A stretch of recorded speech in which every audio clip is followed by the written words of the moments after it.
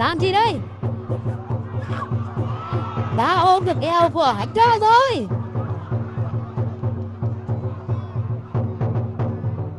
Chúng tôi đã nhìn thấy tín hiệu của trọng tài Thành. Nếu như được giành thua trong trận thi đấu này, trọng tài Thành rất có thể thi đấu. Chạy thôi.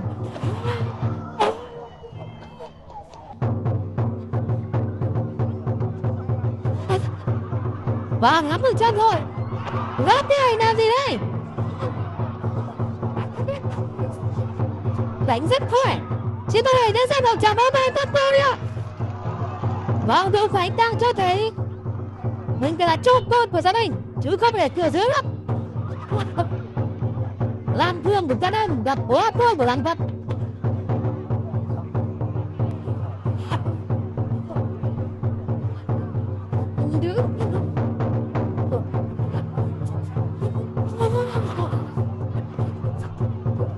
Làm gì đây? Đã ôm được eo của hắn ra rồi.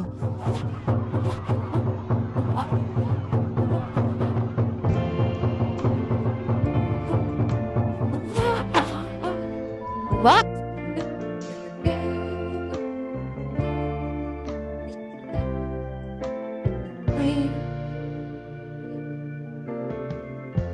Lighten up, take me on your magic river. Tell me all your dreams align. Sign me up, tell me about that.